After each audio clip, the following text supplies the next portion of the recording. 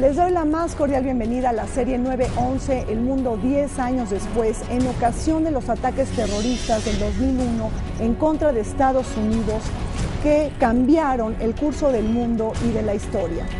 En 6 programas de debate y de reflexión queremos alumbrar junto con ustedes las claves del terrorismo internacional y compartir algunas de sus principales problemáticas.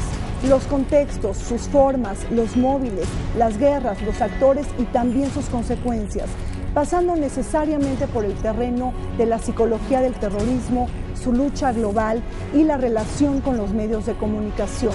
Además, los ejes del terrorismo en América Latina y todas sus implicaciones para México. Un esfuerzo que nos daría una oportunidad para cerrar esta serie con un último programa dedicado a hacer un balance de los 10 años del 11 de septiembre. Soy Rina Musaldi y acompáñenme.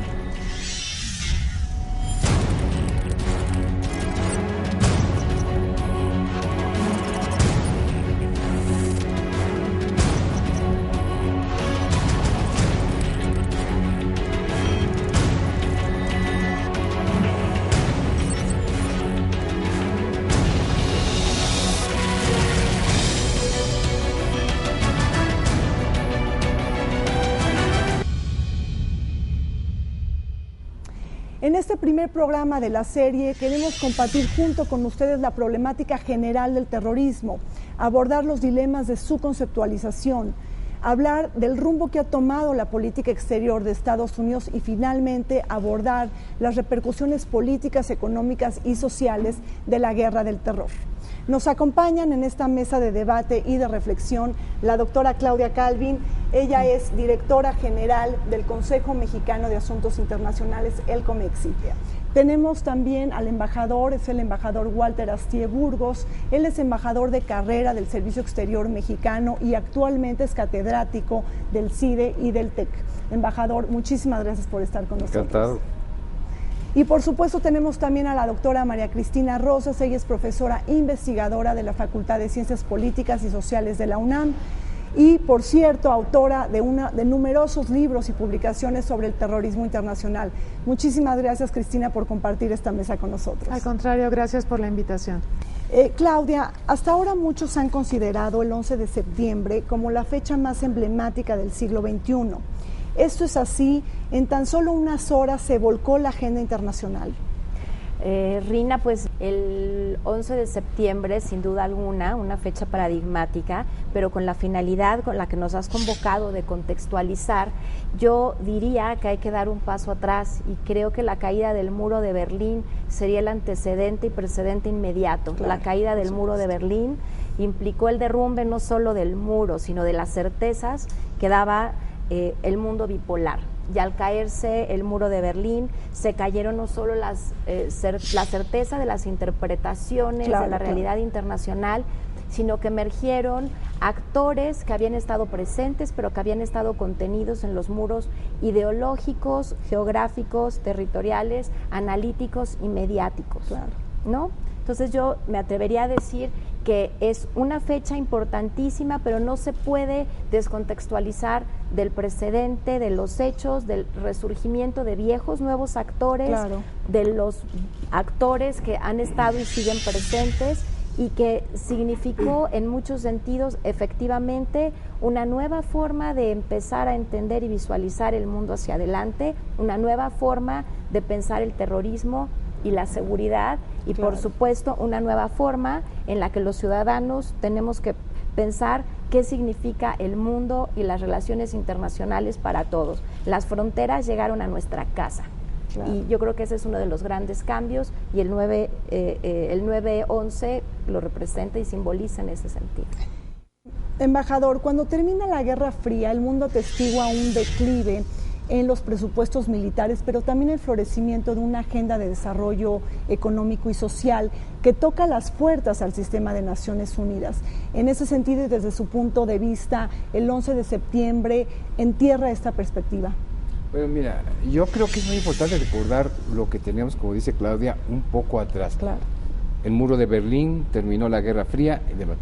Y en ese momento el gran debate internacional que surgió fue el de la seguridad internacional. Dejaron de prevalecer las amenazas a la seguridad internacional de la guerra bipolar, la confrontación este-oeste, y resultó que por el enfoque bipolar de la Guerra Fría se habían pasado por alto muchísimas amenazas a la seguridad internacional que estaban presentes ahí. Claro. Entonces vino un gran debate internacional a partir del fin de la Guerra Fría sobre cuáles son las nuevas amenazas a la seguridad internacional. Y en ese gran debate estábamos, y ahí surgieron grandes temas, de los cuales seguro hablará María Cristina, como el de la seguridad humana y demás. El debate era para conformar cuál es la agenda de seguridad del siglo XXI de la época de la posguerra fría. Claro. Y en eso ocurrieron los atentados del 11 de septiembre. ¿Qué implicaciones? Muchísimas, porque de golpe, en un día, en unos minutos, claro, la agenda de seguridad que comenzaba a centrarse en el tema de la seguridad humana, es decir, que la seguridad debía tener como centro a las personas, pasó otra vez, como en la Guerra Fría, a centrarse en la seguridad del Estado nuevamente. Y esa es, yo creo, la gran tragedia que hemos vivido, y que si ilusamente los terroristas pensaron que con lo que hicieron el 11 de septiembre iban a sacar de Estados Unidos de su región, pues resultó exactamente lo opuesto. Claro. Es lo que hemos venido viviendo estos últimos 10 años. Claro. Cristina, el concepto de seguridad debe de pasar por la agenda de desarrollo económico y social. Pienso por un momento si el desarrollo político, económico, social y hasta medioambiental de los países nos llevan a generar sociedades más prósperas, sociedades más estables y por lo tanto menos propensas a generar tensiones y conflictos. ¿Qué nos dices? Bueno, de entrada yo te diría que debe haber una relación simbiótica entre seguridad y desarrollo. Okay. No puedes tener seguridad sin desarrollo, ni desarrollo sin seguridad. Claro. Ahora, respecto a lo que decían los colegas hace un momento, la década de los 90, en cuanto termina la Guerra Fría, es una década de desarrollo. Hay que ver la gran cantidad de cumbres internacionales auspiciadas por Naciones Unidas, dedicadas a temas de desarrollo social en Copenhague, la Cumbre Internacional de la Mujer, la Cumbre de Asentamientos Humanos en Estambul, la Cumbre Mundial de la Infancia. Es decir, tenemos una serie de reflexiones sobre las personas, claro, sobre los temas de desarrollo, que es un cambio muy importante respecto a lo que vimos en la Guerra Fría, cuando todo era seguridad. Y además claro, con una visión muy estatocéntrica y militarista. Claro. Yo pienso que en los 90 avanzamos mucho en la incorporación en la agenda internacional de los temas de desarrollo, justamente con vistas a la cumbre de desarrollo social que fue en el año 95 en Copenhague. Previamente, en 94, el Programa de Naciones Unidas para el Desarrollo introduce el concepto de la seguridad humana, un concepto que resulta innovador, porque a diferencia de cómo se definía la seguridad en Guerra Fría, en función de estados, claro, militarista, lo que propone el Programa de Naciones Unidas para el Desarrollo es un concepto de seguridad centrado en las personas. Y entonces se afirma en esta definición de seguridad humana que todo aquello que le cause malestar a las personas, trátese del deterioro ambiental, trátese del desempleo, de las epidemias, de la falta de acceso a servicios educativos, etcétera, puede derivar en amenazas a la seguridad. Claro, por supuesto. Entonces, yo siento que fue un avance conceptual, metodológico muy importante el que vivimos en la década de los 90, que lamentablemente, como dice el embajador Astier, se pierde con los atentados del 11 de septiembre de 2001. Yo me atrevería a afirmar inclusive que la gran víctima del 11 de septiembre, además de las víctimas inmediatas que claro, ya conocemos, sería el debate sobre la agenda de seguridad humana. Porque en adelante, claro, a partir del 11 de septiembre de 2001, regresamos a un concepto militarista de la seguridad. A una economía de guerra también. A una economía de guerra, a un concepto muy parecido a como caracterizábamos la seguridad de la Guerra Fría. Sí, increíble. Es decir, tenemos que, alumbrar un concepto de seguridad basado en su multidimensionalidad, ¿no? Por así decirlo. Así es. Claudia, con la Guerra Fría el mundo era mucho más predecible, es decir, el mundo se simplificaba, un antagonismo de dos potencias, y ahora nos enfrentamos a un mundo del todo distinto, un mundo con guerras no convencionales, a un mundo que tiene amenazas transnacionales y a enemigos más difusos y volátiles. Sí, por supuesto que sí, Rina. La certeza de la Guerra Fría era que tú sabías con quién te estabas peleando. Claro.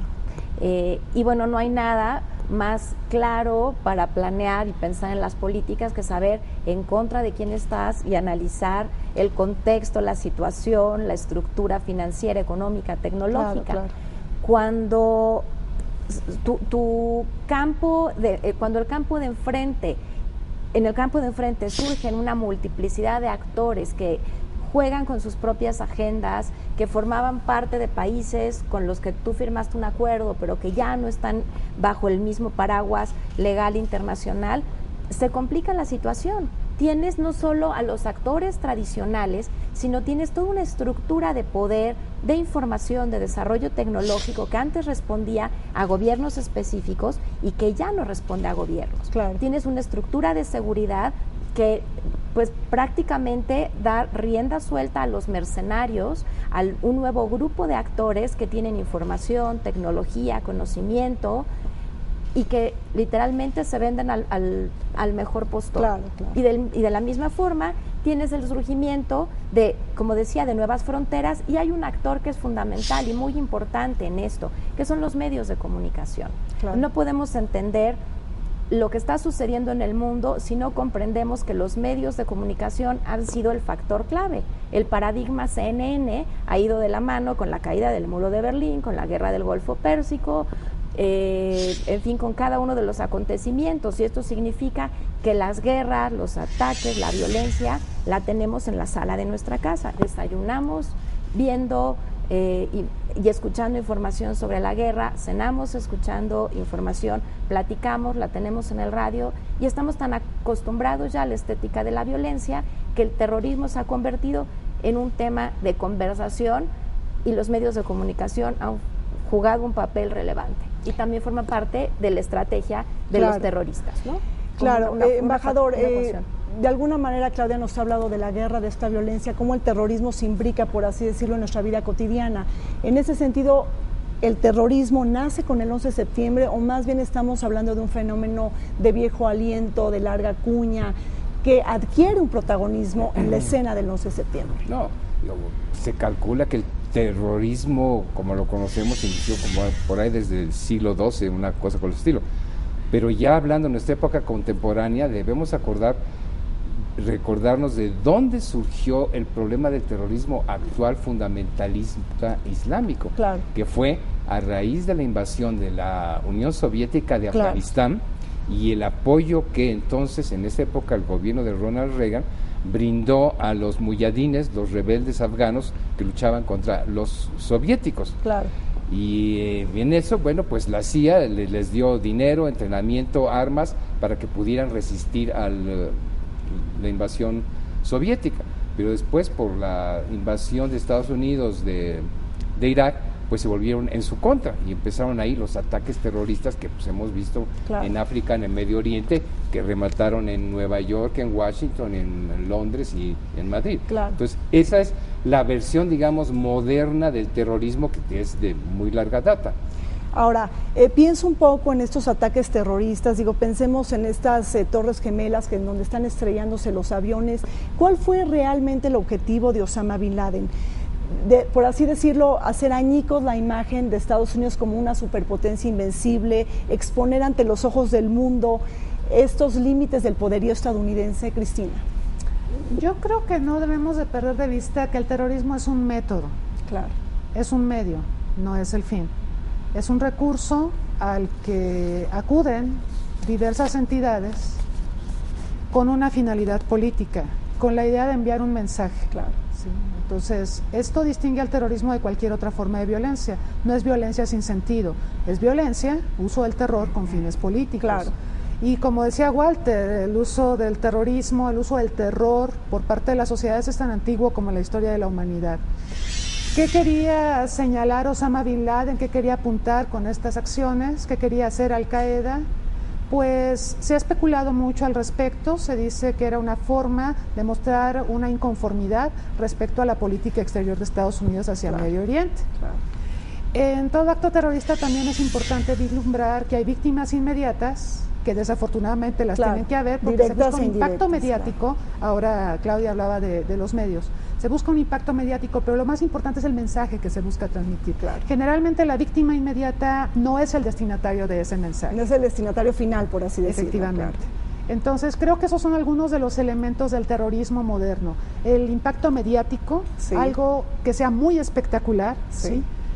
tomar en cuenta que aunque desafortunadamente hay víctimas inmediatas, esas no son las destinatarias del mensaje.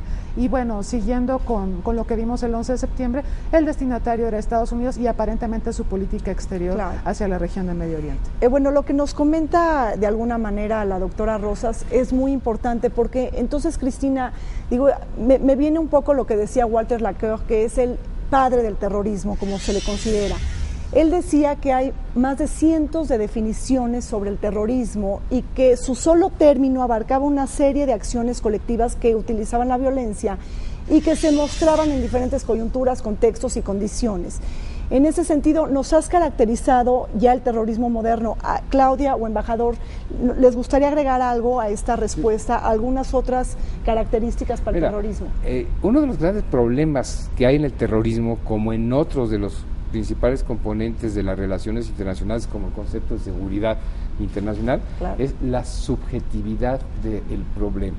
Claro. Es decir, definir terrorismo es tan subjetivo, hay miles, como tú decías, de definiciones, pero en fin, depende de quién esté dando la definición, es su enfoque. Recordemos, por ejemplo, en los años 80 del siglo pasado, la crisis centroamericana, que supimos por la enemistad entre Nicaragua sandinista y Ronald Reagan, pues el gobierno de Estados Unidos armó a los contras en Honduras y demás.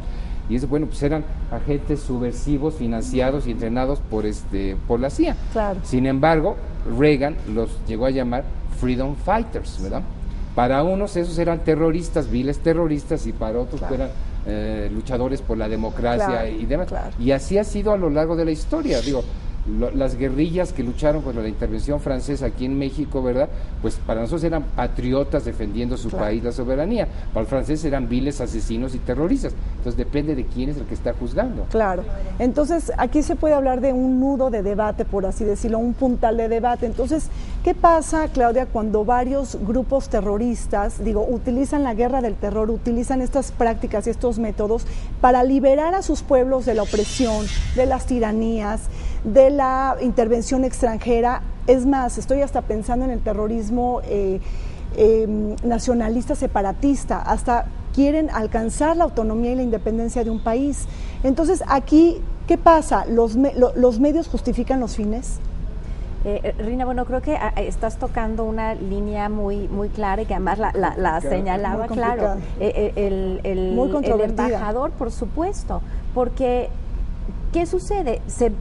Se vinculan, y lo mencionábamos, la caída, vuelvo al tema del muro de Berlín, acaba con las certezas. Antes se tenía la certeza de quiénes eran los defensores, dependiendo del lado de la muralla, ¿no? Y del muro, quiénes eran los defensores de la libertad y quiénes eran los detractores de la libertad. Ahora resulta que hay muchos defensores porque existen tantas causas como herramientas y medios para defenderla. Entonces, los defensores de la soberanía, de la integridad, de un lado y del otro, juegan con las mismas herramientas y tienen los mismos argumentos. Sería fantástico poder hacer un listado de los argumentos de defensa del territorio y de las libertades, y nos encontramos con lo mismo. Entonces, ¿quién tiene razón? Se acabaron las certezas. Ese es el gran problema. Los terroristas son los libertadores son los... ¿Quién define? El que da los recursos, el que tiene la tecnología, el que manda el medio. Bueno, y lo vemos ahora en México. Vuelvo al tema de los medios de comunicación. Resulta que los medios de comunicación se han convertido en rehenes de la violencia también, ¿no? Entonces, ¿en dónde estamos? Me llama mucho la atención lo que dice Claudia. Esto también me lleva, con lo que también han comentado aquí en esta mesa, me lleva a otro punto de debate. Sabemos que el mundo no se ha puesto de acuerdo en una convención internacional sobre el terrorismo. Me gustaría que me comenten sobre los obstáculos, los focos rojos que ven. Bueno, el problema de inicio es este. ¿Qué es terrorismo y qué significa para cada quien? Por supuesto. Entonces, bueno, si tú le preguntas a los miembros del Consejo de Seguridad que definan quién es terrorismo y quiénes son terroristas, quiénes son, no se van a poner de acuerdo. Entonces va a ser imposible aprobar una convención internacional bajo patrocinio de Naciones Unidas para combatir el terrorismo, porque hay que comenzar a definir quiénes son terrorismos, y un país va a decir, de acuerdo a sus intereses, estos son terroristas, y otro va a decir, estos no son terroristas, están luchando por la independencia y la soberanía de o por fines país. Sagrados, ¿no? También su religión. Su religión. Cristina. Yo pienso que es muy conveniente que no haya una definición de consenso sobre terrorismo, porque entonces cada país puede usar la acepción de terrorismo que conviene a sus intereses. El concepto puede mutar. Estados Unidos puede tener su concepción referida a Al-Qaeda, referida a las acciones de los mujahidines, etcétera. Rusia puede pensar, no sé, en lo que ocurre en Chechenia, China pensando en lo que pasa en la provincia de Xinjiang. Entonces, me llama mucho la atención lo que reflexionaba Walter a propósito de cómo según quien califica la acción, se es o no es terrorista. Los movimientos de liberación nacional que vimos en el continente africano o en Asia, a muchos de esos líderes, a Patricio Lumumba, por ejemplo, lo tachaban de terrorista. Para su pueblo es un luchador por la libertad. Y otro tanto aplica a diversos líderes que buscaron la independencia. Tú preguntabas que si el fin justifica los medios. Bueno, en algunas circunstancias pareciera que la imposibilidad del diálogo o de ventilar o desahogar las agendas por canales tradicionales no se puede conseguir. Es lo que ha pasado con los palestinos e Israel. Por eso surgió la OLP y por eso la OLP en sus inicios se abocó al terrorismo, porque no encontraba una vía para dialogar y conseguir con Israel un consenso y elementos para la negociación. No estoy justificando el terrorismo, pero cuando se cierran los canales, ¿qué haces? Ahora, sí, embajador. Otro, es interesante recordar el caso de Israel. Los grandes líderes de la independencia de Israel en su momento usaron tácticas terroristas en contra de los británicos, como el bombardeo del Hotel Rey David. Y en ese momento fueron acusados de terroristas por la comunidad internacional y los ingleses. Después que se independizaron, bueno, fueron los grandes líderes independentistas de Israel que ahora luchan con una causa, pues, contraria, pero similar. Creo que es un ejemplo muy emblemático, pero a ver, también me lleva a otro punto de debate, el terrorismo de Estado. Es decir, o sea, estamos hablando que el Estado puede utilizar esta plataforma de instituciones, de recursos para utilizar guerra del terror, métodos y prácticas terroristas en contra de los civiles. Es decir, aquí el Estado no necesita justificación. O sea, también este debate del terrorismo de Estado también está dentro de los focos rojos para alcanzar una concepción general del terrorismo. Permíteme que... Claro. Mira, sí, los grandes teóricos del terrorismo consideran que hay dos grandes vertientes del terrorismo. Lo que se llama el terrorismo independentista, que es como los que mencionamos, los israelitas en su momento, los palestinos, que buscan cambiar el status quo. Pero hay lo que se llama el terrorismo vigilante, que es el terrorismo de Estado para mantener precisamente el status quo. Y esto pues, fue lo que aplicó Stalin en su momento, Hitler o Franco o Mussolini, fue un terrorismo de Estado, aterrorizar a la gente para que no hubiera cambios y ellos poder tener el dominio. Y un poco, desgraciadamente, a partir de los ataques terroristas del 11 de septiembre, lo que hemos visto pues, son las dos versiones. El terrorismo independentista, digamos, de los fundamentalistas, que lo que buscaban era modificar un status quo. ¿Cuál era? Sacar a Estados Unidos de la región islámica. Pero de ahí vino la lucha antiterrorista, que mucho ha tenido de un terrorismo de Estado por todas las violaciones de los derechos humanos, las torturas, etcétera. Entonces, ahí tenemos los dos ejemplos. Claudia, me llama la atención un poco lo que se ha comentado acá. Hemos dicho que, bueno, pues el terrorismo es un método, no es un fin en sí mismo, que es violencia, pero no toda forma de violencia constituye terrorismo. Hemos hablado de esta semilla del inconformismo político, que siempre está esos objetivos políticos dentro de los ataques terroristas. Pero, ¿dónde queda la sociedad? ¿Se utiliza la sociedad como carne de cañón? Pues, claro, la sociedad... Es la receptora de la información sobre el tema. Y esto que dices me lleva a dos preguntas, una que la dejo volando y que tiene que ver con lo que han planteado el embajador y la doctora, que es, bueno, el 9-11, 11-9, el 11 de septiembre, nos lleva a pensar que ya la paz va a ser inexistente, porque no estamos en un estado de guerra, pero vivimos con la amenaza terrorista y vivimos en un estado terrorista, con actores terroristas. Sin embargo, pensamos que vivimos en paz. En fin, simplemente pongo la pregunta porque esa es una pregunta obligada para el debate de lo que estás haciendo, ¿no? Y el otro tema, bueno, efectivamente, la sociedad sigue siendo la receptora. Finalmente, si pensamos en la ecuación terroristas objetivos, ¿no? El terrorismo como un medio, y uno de los medios complementarios de los actos terroristas son los medios de comunicación, y en la actualidad las redes sociales. ¿Quiénes son los receptores? Los ciudadanos. Claro. Los ciudadanos son parte de la ecuación del proceso terrorista y son parte de la planeación. Y bueno, lo podíamos ver, por ejemplo, desde el caso de las Brigadas Rojas, que hacían la mayor parte de sus actos, los cometían miércoles y sábados, porque los jueves había una mayor circulación de periódicos y los domingos había mayor circulación de periódicos. Entonces, parte de la planeación implicaba considerar a quién tenía que llegar la información para ejercer presión indirecta. Entonces, es una ecuación, es un y también tablero, de ahí ¿no? surge este concepto del terrorismo urbano, ¿no? O sea, por la cuestión de los medios de comunicación, ¿no? Sí, pues Mira, son parte de la herramienta, claro. No te lo explicarías en gran medida sin la difusión. Claro. ¿De qué sirve tú que decapites a 20 gentes y nadie se va a enterar? El chiste de esa brutalidad es impactar y crear terror, entonces necesita que eso se publique. Pero el otro punto que mencionabas, la gran víctima del terrorismo son los derechos humanos. Claro. Es el daño colateral más grande. Los terroristas, bueno, matan, descuartizan, queman, no sé qué. Y la lucha antiterrorista también empieza a violar los derechos humanos en su afán de combatir a los terroristas. Entonces, por los dos lados es el gran perdedor. Lo que sí quisiera comentar en esta línea es que es fundamental el apoyo que la sociedad le pueda dar a los terroristas. Sí. Y es fundamental el apoyo que no le dé la sociedad a los terroristas. Pienso en el caso del Frente de Liberación de Quebec, que en los años 60 y 70, pues recurre al uso del terror para reivindicar la soberanía quebequense, pero no hubo apoyo social. Entonces, el Frente de Liberación de Quebec, sus miembros fueron arrestados, fueron deportados, a purgar sus condenas a otros países, después se les perdonó, regresaron a Canadá. ¿Cuál es el punto aquí? El apoyo social.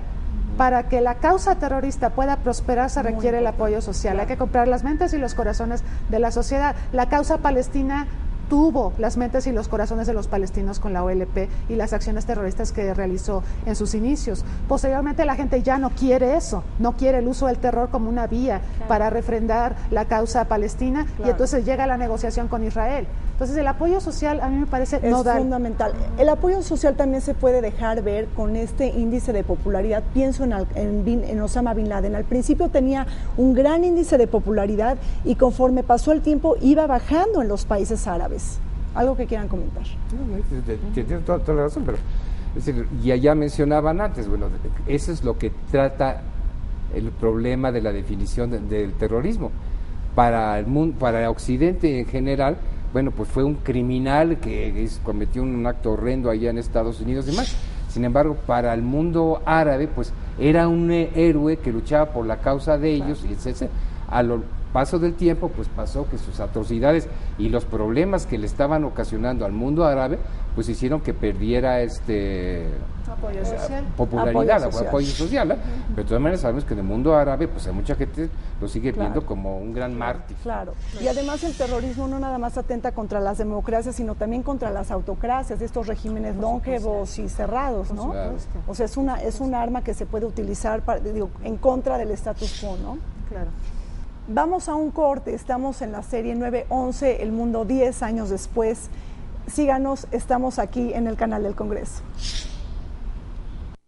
Hay que entender que con la desaparición de Osama Bin Laden no desaparece Al Qaeda, sino que por el contrario, su hueco ya ha sido cubierto por el ideólogo principal de la red, por Ayman al-Zawahiri, y que por lo tanto cabe imaginar que la amenaza se va a seguir manteniendo durante mucho tiempo. Mucho más en el escenario de Afganistán y Pakistán, pero también en otros países. Por lo tanto, desde ese punto de vista, parecería que se está utilizando la muerte de Bin Laden como una justificación por parte de la administración de Barack Obama para plantear a su propia ciudadanía la idea de que ya han conseguido el objetivo, eliminar al jefe de la banda terrorista, y que por lo tanto eso ya permite salir de Afganistán, que es básicamente el objetivo estratégico que a día de hoy Estados Unidos tiene en la zona.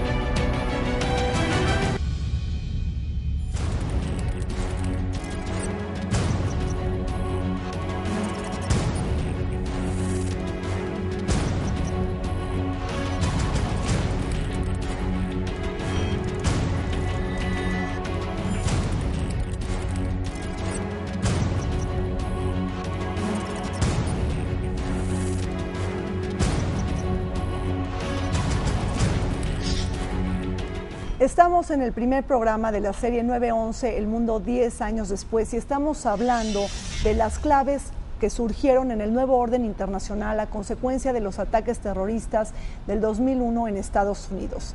En este momento nos gustaría conversar y platicar con nuestros invitados y especialistas sobre la política preventiva de George W. Bush, la política exterior de Estados Unidos y también esta guerra preventiva. Entonces, iniciemos, Cristina, con esta segunda parte del programa. Estados Unidos fabrica la guerra preventiva en contra de los llamados estados bribones o canallas, que bueno, sabemos que en inglés se les conoce como los rogue states, y cómo entra toda esta parte de los países ejes del mal, como se le tildó en su momento, ¿no? George Bush le calificó así a Irán, a Irak y a Corea del Norte. Bueno, cada año el Departamento de Estado de la Unión Americana da a conocer su lista de los estados bribones, que curiosamente son países que disienten mucho de la política exterior de Estados Unidos. Eso es lo que tienen en común. Países como Cuba, países como Corea del Norte, Irán, Irak, Sudán en su momento, y que bueno, le preocupan porque se supone que pueden encabezar algunas iniciativas que contrarresten los intereses y la política exterior estadounidense en el mundo. Ahora, de esta lista que mencionamos, efectivamente hay 3 que han sido reiteradamente citados como parte del eje del mal: Irán, Irak y Corea del Norte. Eje del mal que, por cierto, no ha tenido nada que ver con los ataques terroristas del 11 de septiembre. Claro. Y esto, pues, yo creo que es muy importante acotarlo. Ahora, de estos 3 miembros del eje del mal, uno fue víctima de una guerra, una invasión en 2003, donde se aplicó la guerra preventiva, donde se argumentaron muchas cosas. Se dijo que el régimen de Saddam Hussein estaba en posesión de armas prohibidas, se dijo también que estuvo detrás de los atentados terroristas del 11 de septiembre, cosa de la que después el propio George Bush se retractó. Claro. Y finalmente Bush dijo, bueno, ni había armas de destrucción en masa, ni tampoco estuvo detrás Saddam de los ataques terroristas, pero librarse de un dictador bien valió la pena la invasión. Eso pues me parece muy poco ético, sin embargo, muy peligroso. Sienta un terrible precedente, porque de hecho a nivel del derecho internacional se habla de agotar una serie de instancias antes de recurrir a lo que sería la guerra preventiva. Ni siquiera está posibilitado, ¿no? por las normas internacionales. Claro. Entonces, yo creo que desafortunadamente, con el pretexto de luchar contra los terroristas, se adoptaron una serie de políticas que dañan y enrarecen mucho las relaciones internacionales. Y bueno, en el caso de Irak también nos preocupa mucho que se invoca la guerra preventiva, a pesar de que Estados Unidos buscó en el Consejo de Seguridad de Naciones Unidas el apoyo de los miembros en ese momento permanentes y no permanentes, y al no lograrlo decide brincarse a Naciones Unidas e ir adelante o seguir adelante con la guerra preventiva. Entonces me parece una forma de violentar en exceso la normatividad internacional, y además lo que me parece más grotesco de todo esto, sin ninguna justificación. Todos los argumentos que se emplearon para hacer la guerra a Irak se fueron cayendo a pedazos. Sí, embajador. Es claro. Que el término de guerra preventiva es tremendamente, vuelvo a lo que decía, subjetivo. Y es muy peligroso, porque es decir, la idea es de que si hay la posibilidad o la creencia de que un país va a afectar la seguridad nacional, internacional de Estados Unidos, seguridad nacional, ¿verdad?, pues tiene el derecho de atacar primero para que no lo afecte. Pero en fin, ¿cómo se comprueba que X país, bueno, lo va a atacar? Claro. En el caso de Irak viendo uno la distancia geográfica ahí en el mapa, dice, bueno, pues, ¿en qué peligraba la seguridad nacional de Estados Unidos? Entonces, bueno, se usó el criterio, como dijo, de que estaba vinculado con Saddam Hussein, con Bin Laden, y de que tenía armas de destrucción masiva que acabaron siendo Sí, todo un fiasco, ¿no? Distracción masiva, ¿no? Claro. Entonces, bueno, fue el argumento para hacer la guerra preventiva. Entonces, es un concepto muy peligroso, porque cualquier país que haga algo que no le parezca a la superpotencia, pues puede ser víctima de la guerra preventiva. Claro. Y puede ser rogue state. Y puede ser rogue state, claro. O sea, es muy subjetivo. Claudia, en ese sentido, entonces, estamos hablando de la guerra preventiva. Esta política exterior de Estados Unidos se puede decir que es maniquea, es decir, quien no está con nosotros está en contra de nosotros. ¿Esto es terrible para el mundo, por así decirlo? Bueno, en el caso específico de Estados Unidos, yo me atrevería a decir que esa ha sido parte del discurso histórico. Han cambiado las circunstancias, pero siempre, digamos, el ethos estadounidense se ha fundamentado en gran medida en esta visión maniquea del mundo, quienes están a favor o en contra, inclusive al interior de las fronteras, quienes están a favor de una visión de la Constitución o no, y bueno, lo podemos ver desde la Constitución hasta las legislaciones locales. Entonces esto, si lo extrapolas a lo internacional, es lógico y consecuente. Cambiaron las fronteras, cambiaron las certezas y es necesario construir un nuevo tipo de enemigo para fundamentar el discurso político, la estructura económica y las medidas internacionales. No sería concebible bajo ninguna circunstancia justificar las acciones en Medio Oriente si no hubiera un enemigo definido, no necesariamente probado. Claro, ¿no? Claro. Permíteme leerte una frase porque la encontré muy a propósito de eso. Claro. Brevemente, el apoyo de la gente a los líderes siempre se puede conseguir. Eso es muy fácil. Todo lo que tienes que hacer es decirles que están siendo atacados y denunciar a los pacifistas por su falta de patriotismo y por exponer al país al peligro. Esto funciona de la misma forma en cualquier país. ¿Sabes quién dijo esto? Hermann Göring, comandante de las fuerzas aéreas de Hitler y gran asesor de Hitler. Entonces, mucho aquí lo que decía Claudia, hay que recordar también cuestiones de política interna de Estados Unidos. Cómo llegó George Bush a la presidencia, el conteo de votos ahí muy dudoso en Florida y demás. Su legitimidad. Falta de legitimidad. Los bajos índices de popularidad que tenía en los primeros tiempos antes del 11 de septiembre y demás. Y como él lo dijo Bob Ward cuando le hizo la entrevista, dijo, esto hay que verlo como una oportunidad. Y obviamente Bush aprovechó la oportunidad de los ataques terroristas para muchos otros fines. Uno, para legitimarse. Claro. Ahora, hablando un poquito del derecho internacional, ya sabemos que la guerra preventiva no está contemplada dentro del ordenamiento internacional, pero aquí también me llama la atención, viene la Unión Europea con una nueva visión del terrorismo. Aquí es donde se desmarca, se deslinda la Unión Europea y le apuesta más a la diplomacia, al multilateralismo, a los condicionantes socioeconómicos del terrorismo, que también de eso no hemos hablado, ¿no? O sea, todos los factores económicos y sociales que nutren el terrorismo. ¿Quién me comenta algo? Bueno, yo podría comentar algunas cosas que son un poco irónicas en el caso de la Unión Europea. Bueno, de hecho, el concepto de terrorismo se arrastra de la época del terror de Robespierre, ¿no? Todo lo que pasa con la Revolución Francesa y todo esto. Y bueno, Europa pues tradicionalmente ha sido blanco de ataques terroristas, el secesionismo, por ejemplo, que hemos observado en el País Vasco, o lo que ha ocurrido en Irlanda también. Ahora, es interesante hacer notar que Europa tradicionalmente le ha dado un enfoque de seguridad pública al combate al terrorismo, no un enfoque de seguridad nacional. O sea, hay una discrepancia importante, o la había por lo menos hasta un poquito antes del 11 de septiembre, entre la forma en que asumen Estados Unidos y los europeos al terrorismo. Por la convivencia que Europa ha tenido con el terrorismo, le ha dado un tratamiento de seguridad pública y se le combate con policías y se busca crear, sí, una sociedad vigilante, pero no en los extremos y en las condiciones que observamos por parte de Estados Unidos. Y lo ha hecho con bastante efectividad hasta donde yo recuerdo.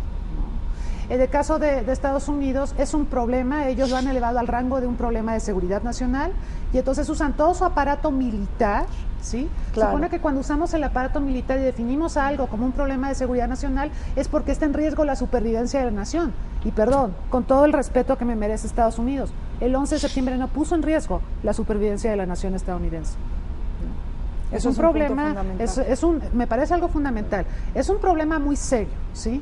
La forma en que fue vulnerado es muy impresionante, porque ahí la imagen que proyecta Estados Unidos es la de un país que ni siquiera se puede cuidar a sí mismo. Entonces el impacto mediático es brutal, es enorme. Pero eso no puso en entredicho la viabilidad de la nación, de la sociedad estadounidense.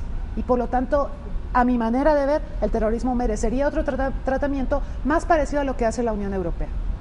Ahora, nada más para terminar, la Unión Europea sí tenía esta distancia, esta distinción respecto al tratamiento que le da al tema del terrorismo, pero últimamente, de 2002 para acá, las legislaciones de lucha contra el terrorismo de Europa se parecen mucho a las de Estados Unidos y tienden a asumir al terrorismo como un problema de seguridad nacional. Claudia, ¿nos quieres decir algo? Sí, por supuesto, gracias, Rina. Yo aquí acotaría tres cosas. Uno, hablaría de digamos, los últimos 3 temas que me interesa tocar. Uno, el impacto de los medios de comunicación. Creo que hay que dejarlo en puntos suspensivos y está todavía todo por decir sobre la posición de los medios en todos los países, cómo se van a comprometer o no se van a comprometer, o qué tanto afecta la libertad de expresión o no, que transmitan y formen parte de la estrategia de difusión de los actos terroristas. Eso queda con puntos suspensivos y creo que amerita un programa entero. Claro, lo vamos a hacer. Está el tema de la sociedad, por supuesto. El terrorismo y la violencia alrededor de no son solo datos, también son grupos y actores de los que no se habla, y a mí me gustaría pensar, ver y encontrar los estudios concretos de cuál ha sido el impacto de los definidos por terroristas, que desde otra óptica no son terroristas, y que han generado nuevas víctimas, más allá de las que se ven, las niñas, los niños, las niñas de la guerra, que están vinculados a toda esta lucha, ¿no? Y las niñas no solo son llevadas al ejército, tenemos niños involucrados en los actos terroristas, pero además de llevar y portar armas, también son esclavas sexuales de los ejércitos que las involucran, ¿no? Entonces, estas son otras de las caras del terrorismo que hay que poner sobre la mesa, no son solo números, estamos quitándole el derecho al futuro a actores muy importantes. No, y también la parte social de los jóvenes, o sea, ¿cuál es el rol que están jugando los jóvenes en estos movimientos terroristas, no? Por supuesto. Y el tercer punto, que no sé si quieres que lo toquemos ahora o para la siguiente. Adelante. Sí, que sería el del ciberterrorismo, que es un tema fundamental y que tiene mucho que ver con lo que han estado mencionando el embajador y Cristina, que es quién está del lado correcto. El caso más emblemático es Kevin Mitnick, que estuvo en la cárcel, bueno, fue uno de los actores, de los hackers más buscados en Estados Unidos, purgó una condena y hoy es uno de los principales asesores del FBI, tiene una agencia de consultoría. Están además los otros 5 grandes hackers, es este famoso señor como Kevin Pulsner, ¿no? que es el Hannibal Lecter de los delitos cibernéticos. Pero son gentes y son chavos que han estado en la cárcel y esto nos plantea un dilema. Claro. Ellos están hoy de este lado, purgaron condenas, pero los pudieron haber cooptado del otro lado. Y podrían ser quienes estuviesen atacando los ejes neurálgicos del sistema financiero, del sistema informativo, y esto además nos plantea nuevos blancos. Y volvíamos al tema del inicio de Cristina, son los espacios simbólicos, los objetos. Yahoo, Google, estas grandes empresas también son objeto de posibles ataques terroristas. Entonces, digamos, la visión digital y de redes sociales y tecnológica nos plantea un camino imprevisto del terrorismo, y bueno, yo lo dejaría ahí. El ciberterrorismo va a ser un tema constante, sabemos que ya empezamos. Sí, uno de los temas de la sigue, agenda, ¿no? claro. Yo lo dejaría en esos 3 puntos. Muchísimas gracias, Claudia. Bueno, pues vamos a un corte, seguimos con más en este primer programa de arranque sobre la serie 9/11, El Mundo 10 años después. Volvemos. Puesto que muchos grupos terroristas simplemente se manejan en clave de cuanto peor mejor. Por lo tanto, es provocar violencia de la cual obtienen un beneficio determinado. En algunos casos, ese terrorismo también ha ido derivando de unas cuestiones que podían tener su explicación en el pasado y que a día de hoy, cuando se ha perdido ya esa justificación, sencillamente se utiliza como un mecanismo para ejercer violencia y para obtener beneficios económicos. Vemos así como muchos grupos terroristas han ido derivando en simples bandas criminales que utilizan el poder de la violencia en su propio beneficio.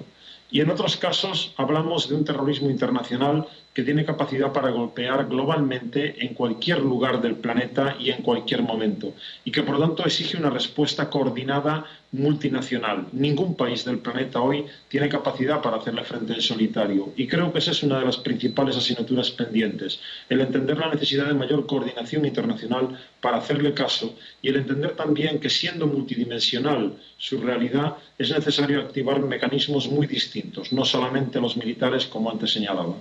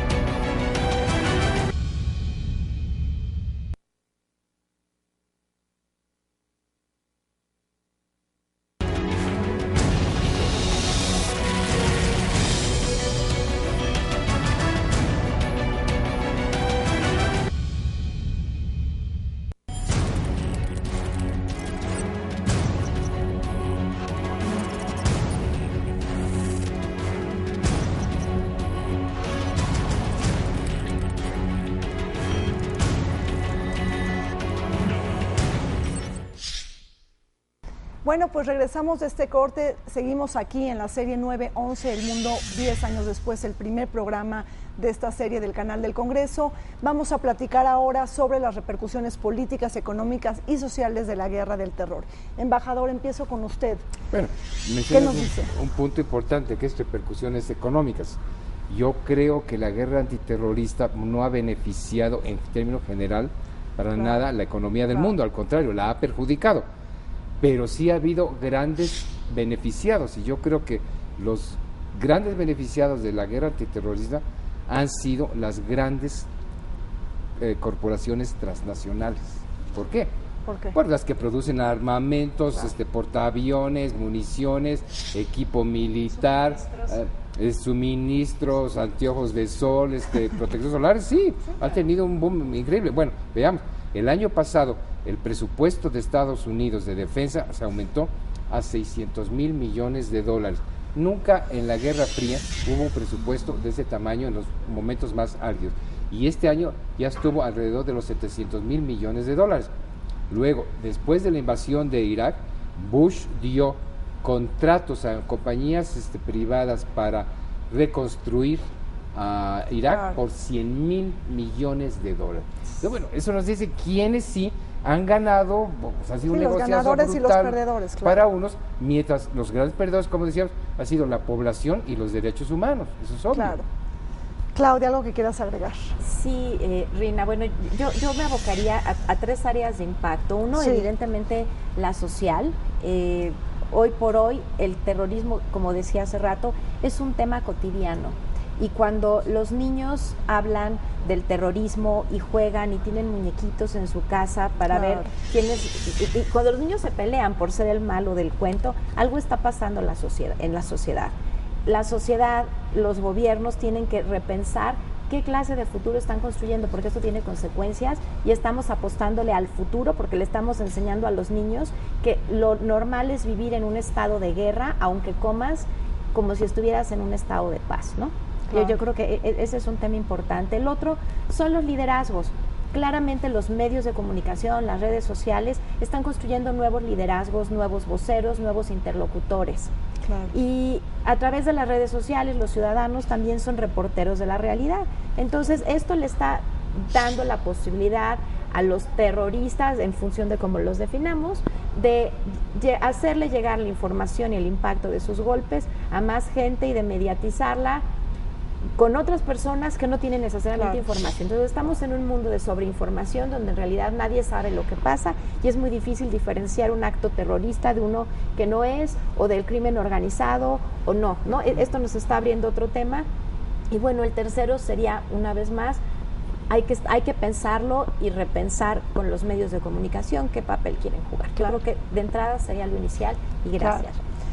Cristina, ¿te gustaría agregar algo? A mí me llama la atención el tema de las legislaciones internacionales. A partir del 11 de septiembre cambian las legislaciones sobre seguridad en algunos países y terminar con esta idea de lo de Osama Bin Laden. Sí, con esta muerte de Osama Bin Laden hay un cambio en el balance de la guerra en el terrorismo. Y en 3 minutos, bueno, sobre las legislaciones, sí. Un poquito más, digo, te puedes tomar más tiempo, sí, no te preocupes. Cuando fueron los atentados del 11 de septiembre, el Consejo de Seguridad de Naciones Unidas dio a conocer la resolución 1373, que creó un comité dentro del Consejo de Seguridad, ante el cual cada miembro de Naciones Unidas, son 192, comparecería para explicar en qué estado se encuentra el combate al terrorismo en sus territorios y qué legislaciones tenían ratificadas para el combate al terrorismo. Claro. ¿Y esto por qué? Porque la idea es homologar criterios, ¿sí? Y que todos suscriban las convenciones que existen sobre la lucha contra el terrorismo para, pues, hacerle frente. Ahora, yo recuerdo el caso de México. México, por ejemplo, no tenía una legislación que tipificara el financiamiento del terrorismo. Entonces, en teoría, podíamos hacer una colecta para Osama y mandarla, y eso no era un delito. Pero bueno, la Secretaría de Hacienda, su unidad de inteligencia financiera, creó la legislación, se sometió al Congreso, se aprobó y ahora es un delito. Y así como esta legislación que penaliza el financiamiento al terrorismo en México, hay infinidad de legislaciones en los mismos términos en todo el mundo. Entonces, yo te respondería que la tendencia global apunta a homogeneizar las normas para luchar contra los terroristas. Sobre Osama Bin Laden, bueno, este hombre fue asesinado en mayo pasado a través de un operativo del que todos tenemos conocimiento. Y bueno, surgen muchas preguntas. Primero, pues qué suerte puede correr Al Qaeda sin este líder.